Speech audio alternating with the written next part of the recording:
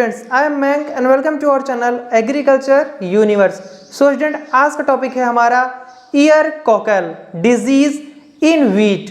Okay, video को last तक जरूर देखेगा, 110 आपका कॉन्सेप्ट क्लियर हो जाएगा। Let's start this video. Ear cockle disease in wheat. यहाँ पर देखेंगे हम लोग स्टूडेंट, ईयर कोकल डिजीज बीमारी क्या होता है गेहूं में।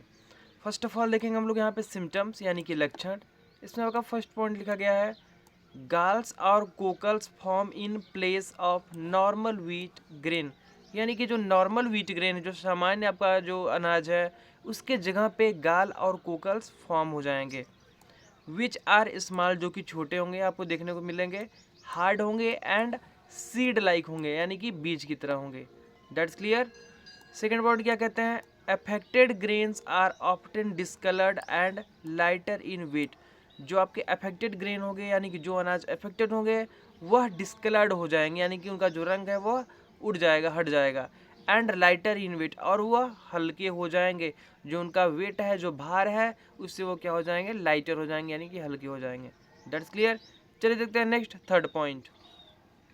नेक्स्ट थर्ड पॉइंट क्या है हमारा स्टूडेंट, इन्फेक्टेड स्पाइक्स में B shorter and thicker than healthy one. यानी कि जो आपका स्वस्थ स्पाइक है, यानी कि हेल्दी स्पाइक है, उससे आपको जो इन्फेक्टेड स्पाइक है वो छोटा देखने को मिलेगा, मे बी शॉर्टर देखने को मिलेगा, एंड थिकर यानी कि पतला देखने को मिलेगा।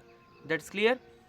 नेक्स्ट पॉइंट क्या कहते हैं, stunted growth and reduced yield in severally infected plants. देखिए हमें बताया जा रहा है कि जो उनकी ग्रोथ है वो भी रुक जाएगी, एंड रिड्यूस्ड यील्ड, जो उनकी उपज है वो भी कम हो जाएगी, इन सेवरली इन्फेक्टेड प्लांट। जो आपके इन्फेक्टेड प्लांट्स हैं, अब भाई पौधे बीमार हो गए हैं तो आपको उतना ग्रोथ कहाँ मिलेगा, उनकी जो ग्रोथ होगी वो रुक जाएगी, और जो उनकी यील्ड है यानी कि उपज, वो भी रिड्यूस हो जाएगी, यानी कि कम हो जाएगी।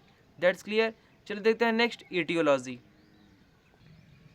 नेक्स्ट हमारा एटियोलॉजी है स्टूडेंट। इसमें फर्स्ट पॉइंट आपका लिखा गया है, कॉज्ड बाय द निमोटोड अंगुइना ट्रिटिकी। यहाँ पे बताया जा रहा है कि किसके द्वारा डिजीज कॉज होता है, नेमोटोड। यहाँ पे नेमोटोड के द्वारा आपका डिजीज कॉज होता है।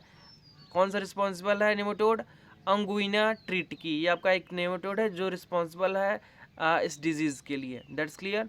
नेक्स्ट पॉइंट क्या कहते हैं, the nematode enter the wheat plant through the seedling and migrates to the developing grain where it cause the formation of galls। देखिए यहाँ पे बताया जा रहा है कि जो नेमोटोड है वो क्या करेंगे, इंटर करेंगे, प्रवेश करेंगे व्हीट प्लांट यानी कि गेहूं के पौधे में, फसल में, थ्रू द सीडलिंग यानी कि जब बुआई होती रहेगी उस समय क्या करेंगे, वो प्रवेश करेंगे, इंटर करेंगे, and migrate to the developing grain, और धीरे धीरे क्या करेंगे, वो डेवलपिंग ग्रेन को वो पूरी तरीके से कवर कर लेंगे। Where it cause formation of gall, जहाँ पर वो क्या फॉर्मेशन करेंगे, गाल का फॉर्मेशन करेंगे। That's clear. चलिए देखते हैं next disease cycle. Disease cycle, अब स्टूडेंट हम लोग पढ़ेंगे डिजीज साइकिल यानी कि बीमारी चक्र, कैसे बीमारी फैल रही है। इसमें आपका फर्स्ट पॉइंट है, overwintering. The nematode survive in the soil और in infected wheat seed as larva. देखिए यहाँ पे बताया जा रहा है कि जो निमोटोड हैं वह सर्वाइव करते हैं इन द सॉइल यानी कि ज़मीन में, भूमि में, मृदा में, और इन इन्फेक्टेड व्हीट सीड, और कहाँ पे सर्वाइव करते हैं, इन्फेक्टेड व्हीट सीड। जो व्हीट सीड हैं, जो आपकी गेहूं के बीज हैं जो इन्फेक्टेड हो गए हैं, उसमें भी क्या करेंगे, निमोटोड सर्वाइव करेंगे एस लार्वा, लार्वा की तरह। दैट्स सेकेंड पॉइंट क्या है student, infection. Larva इन्फेस्ट the seedling at the coleoptile stage.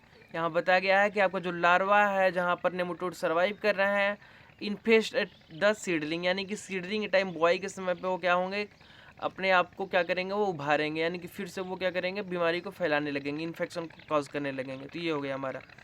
Third क्या है, migration. Nematode migrate to the growing point of the plant. अब देखिए यहाँ पर बताया गया है कि जो निमोटोड है वह माइग्रेट करेंगे ग्रोइंग पॉइंट, जो हाँ जहाँ पर ग्रोइंग जो पॉइंट है, जो सीडलिंग के टाइम पे वो क्या करेंगे, उसको माइग्रेट करेंगे। That's clear. चलिए देखते हैं next fourth point.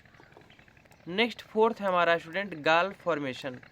During the formation of wheat spike, nematode enter the developing grain and induce the formation of gall. यहाँ बताया जा रहा है कि during the formation of wheat spike यानी कि व्हीट स्पाइक जब फॉर्मेशन होता रहता है उस समय निमोटोड इंटर करते हैं, प्रवेश करते हैं द डेवलपिंग ग्रेन, जो ग्रेन डेवलप कर रहे हैं, जो विकसित हो रहे हैं, उनमें क्या करेंगे, निमोटोड इंटर करेंगे and induce the formation of gall, और फिर वो क्या करेंगे, फॉर्मेशन ऑफ गॉल, गॉल का फॉर्मेशन करेंगे, यानी कि वहाँ पे वो डिजीज कॉज करेंगे। That's clear. नेक्स्ट फिफ्थ बात करेंगे हम लोग अपना डिजीज साइकिल में, dispersal. At harvest galls can be mixed with healthy seed spreading the nematode to new area. देखिए हम बताया जा रहा है कि डिस्पर्सल यानी कि फैलाव कैसे हो रहा है। डिजीज साइकिल में हम लोग पढ़ेंगे ना, बीमारी कैसे फैल रही है। एट हार्वेस्ट, जब कटाई होती है, गाल can be mixed with healthy seed, जो गाल होते हैं वो मिक्स होते हैं आपके हेल्दी सीड, यानी जो स्वस्थ सीड हैं उनके साथ भी वो मिक्स हो जाते हैं। Spreading the nematode to new area, और इस तरीके से वो क्या करते हैं, निमोटोड्स का फैलाव करते हैं न्यू एरिया, यानी कि जो नए फील्ड्स हैं जहाँ पर स्वस्थ बीज हैं उनको भी क्या करेंगे, वो इन्फेक्ट कर देंगे। That's clear. चलिए देखते हैं हम लोग लास्ट, मैनेजमेंट, कैसे प्रबंधन करेंगे डिजीज़ का, डिजीज़ मैनेजमेंट। नेक्स्ट हम लोग का स्टूडेंट मैनेजमेंट यानी कि प्रबंधन, डिजीज मैनेजमेंट यहाँ पे पढ़ेंगे हम लोग, बीमारियों को कैसे प्रबंध करेंगे। इसमें आपका फर्स्ट है सीड ट्रीटमेंट यानी कि बीज उपचार, यूज निमेटिसाइड और hot water treatment to kill nematodes in seed. यहाँ पर क्या करेंगे हम लोग, इस्तेमाल करेंगे निमेटिसाइड का, जैसे फंगस होता है तो फंगिसाइड यूज़ करते हैं हम लोग ना, वैसे ही आपका जो निमोटोड को हटाने के लिए क्या करेंगे हम लोग, निमेटिसाइड का इस्तेमाल करेंगे। और हॉट वाटर ट्रीटमेंट यानी कि गर्म पानी का हम लोग उपचार करेंगे to kill nematodes in seed, जिससे कि जो निमोटोड है वह किल हो जाए, मर जाए, सप्रेस हो जाए, किसमें, हमारे बीज में। That's clear. नेक्स्ट सेकेंड है हमारा स्टूडेंट रेजिस्टेंट वेराइटी। अब हम लोग क्या इस्तेमाल करेंगे, रेजिस्टेंट वेराइटी का, grow wheat variety resistant to Anguina tritici पे बताया जा रहा है कि हम लोग क्या करेंगे, ग्रो करेंगे, उगाएंगे रेजिस्टेंट वीट वेराइटी का, यानी कि वीट रेजिस्टेंट वेराइटी का हम लोग इस्तेमाल करेंगे जिससे बचा जा सके, किससे, अंगोनिया ट्रीटी से, यानी कि जो ये आपका डिजीज़ कॉज है ना, निमेटोड्स कॉज करते हैं ये, तो उससे क्या हम करेंगे, बच जाएंगे अगर हम लोग रेजिस्टेंट वेराइटी का इस्तेमाल करते हैं तो। That's clear. Next third point है मैनेजमेंट में स्टूडेंट, क्रॉप रोटेशन यानी कि फसल चक्र।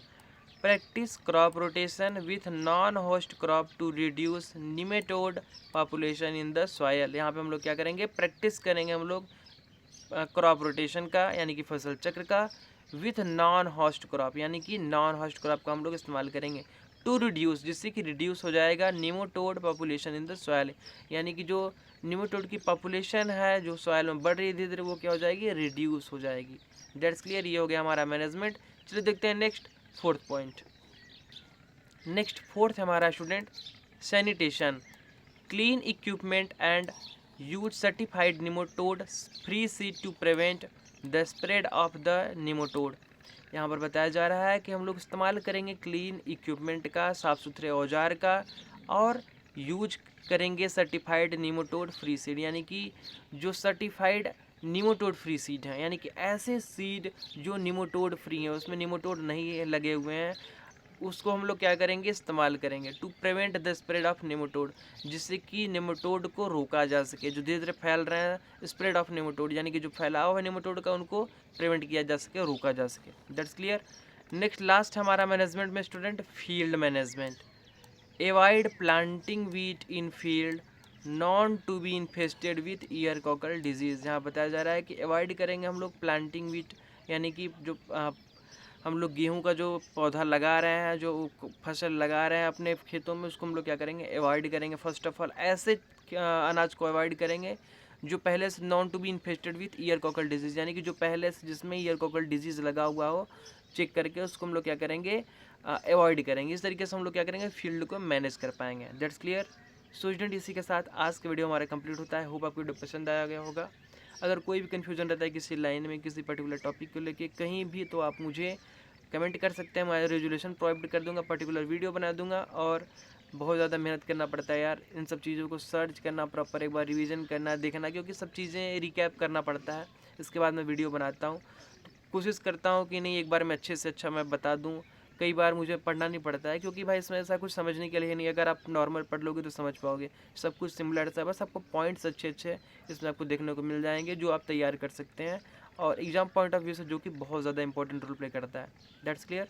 फिर मिलते हैं नेक्स्ट वीडियो में बेस्ट लेक्चर के साथ, तब तक के लिए बाय बाय, टेक केयर।